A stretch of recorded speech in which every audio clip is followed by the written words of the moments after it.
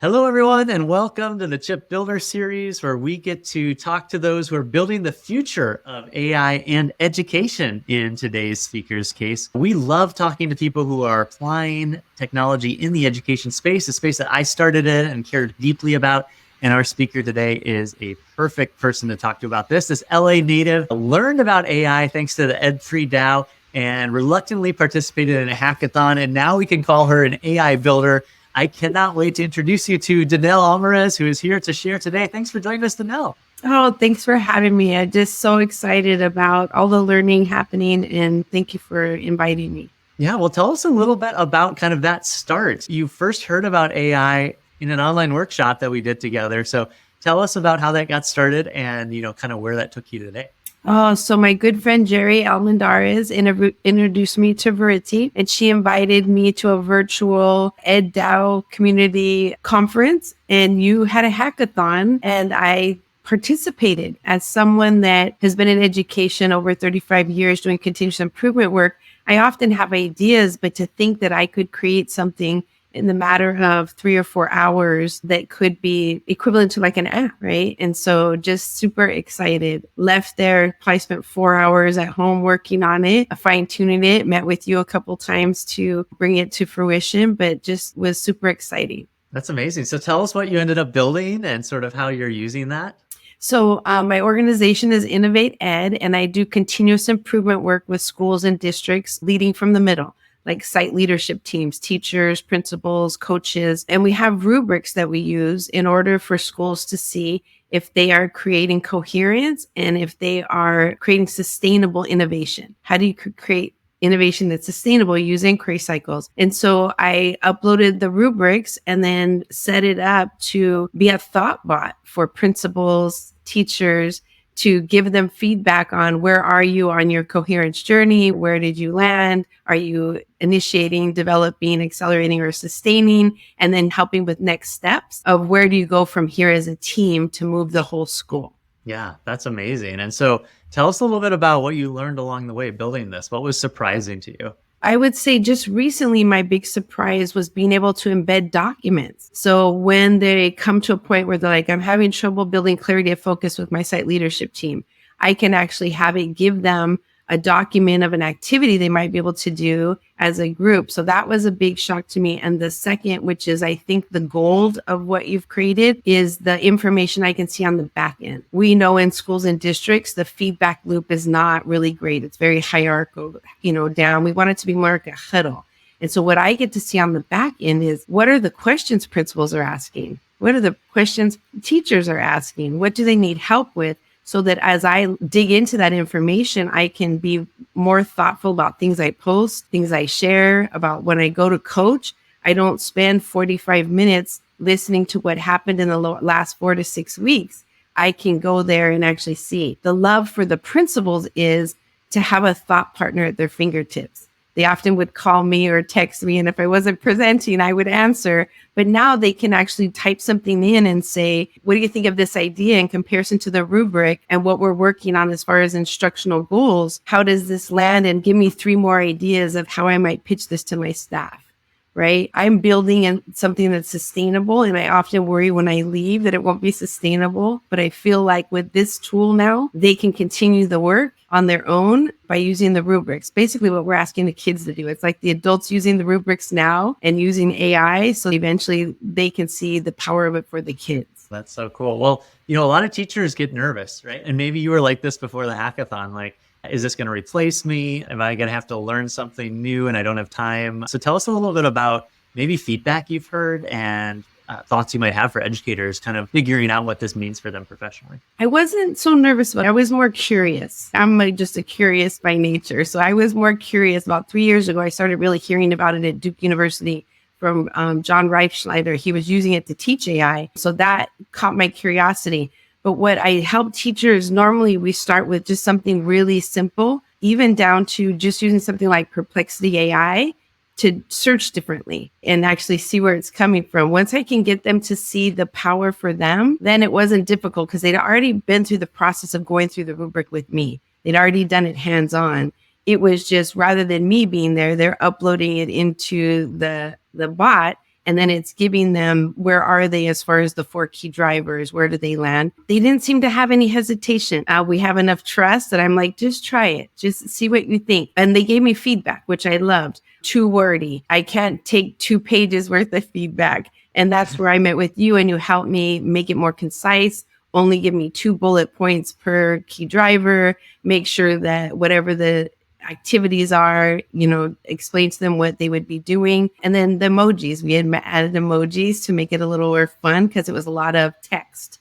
And we know if we want people to do it, it can't be so difficult. Cutting and pasting it into Google Docs.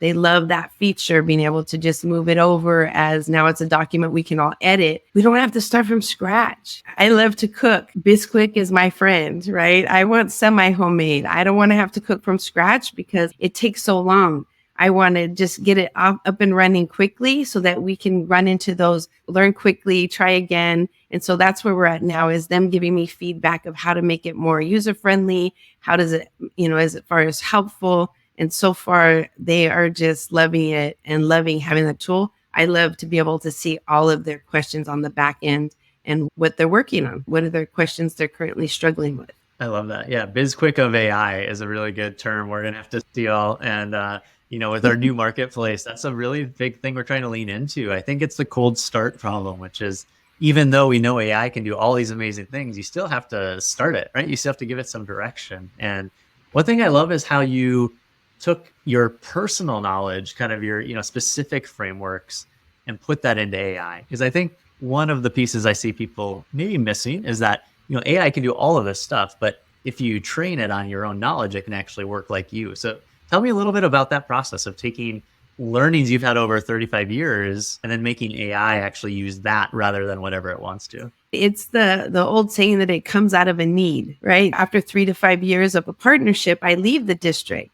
And sometimes there's principals only been there 2 years. So I was worried about leaving them, not having some kind of tool to help them post-check their journey, right? How are we doing? So as a chief impact officer, I want them to say, how are we doing as a site leadership team? And so that's where the creation became, is we already had the rubrics that we did in person with the team. Now it was just making it so that they have it even after I leave, that they have it to use to give them that feedback. Big picture, what I'm thinking is, imagine districts that are very clear on their clarity of focus, shared leadership. They know which instructional model they're using. They have continuous improvement. Imagine we can build it based on what they're working on. They're working on project-based learning, or they're working on building thinking classrooms. We could actually create it so that the feedback that the principals and teachers are getting is actually geared towards what the district's working on. Wouldn't that be a novelty, that everyone had coherence and we're all working on the same thing simultaneously? And then for the districts to be able to see, what are they struggling with? So my current project is new teacher, creating something for new teachers. You're a brand new teacher. They're afraid to ask for help. Imagine they have a bot at their fingertips to say, where do I begin? Classroom management, here are some ideas. And uploading it with the current districts I'm working with so that they can hand that to their new teachers. Well, you were recently featured in a major publication. So tell us a little bit about that and sort of any learnings from that experience and comments you got. So Dan Fitzpatrick reached out on social media and just said he was writing an article about people that are using artificial intelligence in education. What are you doing? And so it was like a post. I just kind of said, here's what I'm doing. Here's what I created. Here's the bot if you want to take a look at it. And then lo and behold, Chip and Danelle Almaraz are in Forbes magazine. So that was just a little shocking, but super exciting to see that the possibilities, the creativity. I think we misunderstand that AI is going to take those mundane tasks. Yeah, that's nice. But the beauty, the gold nugget is the creativity that's possible, the collaboration, what you can do with the feedback you get. Because I'm a big proponent of feedback loops of, let me know, here's a post I'm about to put out. Let me know, what does it rate? How do I make it more personal? As a math teacher, writing has not been my strength. And now I feel like a superhero. I can put anything I write in there and I don't have to worry about the grammar and did I spell everything correctly, right? I say, here's what I want to post. How do you make it better? Help me create. And it's kind of giving me more of a voice. And I see that for education. If we can use it correctly, it can really help kids supersize whatever the areas they need more support in. Yeah, I think that's interesting way to understand AI is it actually helps you with your weaknesses.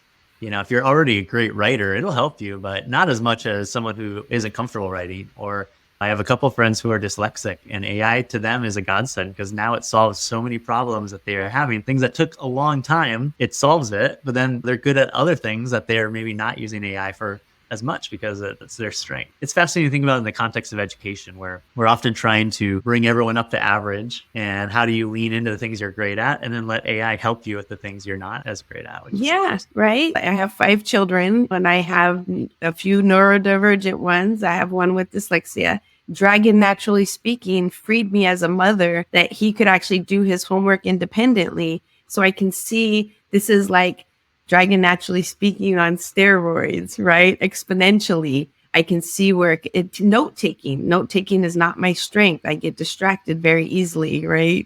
Squirrel. So being able to use something like Otter AI to take my notes and then I get the summary at the end, it just makes me more efficient so that I can pay attention to what I'm doing rather than worrying that I just dozed off for a little bit and I missed everything they said the last 15 minutes. Yeah, and you can focus on what matters, which is like using those notes, right? Like, here's what we talked about. How do I put it into action? Let's wrap up by having you tell, our listeners, if they haven't started, like, what's your recommendation for an educator who's looking to get started maybe with AI or trying to use it this fall? Like, what would you kind of tell them? Oh, I would say 2 things. One, just start dabbling. Try something simple like Perplexity AI, just a different way to search rather than Google, like simple changes. And they're free. So just get on and dabble and try.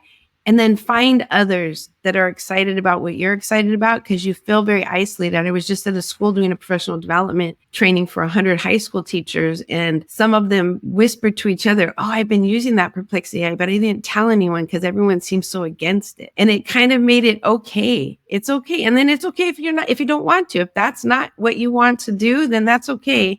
But it kind of opened it up that there are lots of people out there trying, and it's okay for us to get in there and, get our feet a little muddy. We're at a time in education where things have to change. And in order for that to happen, it's got to get a little messy. It's got to get a little, right? Let's let it get a little messy and let's try. The fact that school started yesterday in this particular high school, they started station rotations in a block schedule using artificial intelligence where it made sense. And so that's it. Just get him in there to try. And the principal called yesterday, just over the moon excited just to see the energy and the excitement the teachers and the kids have. He says there were a few train wrecks. There were a few things that didn't go well, but that's okay. Lesson learned. How do we make education better for kids and prepare them for this AI world? That's, I think, the best advice I can give them. That's amazing. Great advice. And I always tell people, similar to what you said, is I see AI working best from the grassroots up. And so the more you can share, whether it's even just a Google document that you share with your colleagues, if it's a lunch and learn, if it's a post on LinkedIn like you've done, like hearing it from other teachers, other professionals, whatever your role is going to be the best way. A lot of CEOs want companies to use it, but they don't actually know your daily tasks as well as you do. And so having the ability to say, I am using this and here's what's working and what's not is going to be helpful for everyone. So I'm so glad you came on to tell us a little bit about what's working. Yeah, go ahead.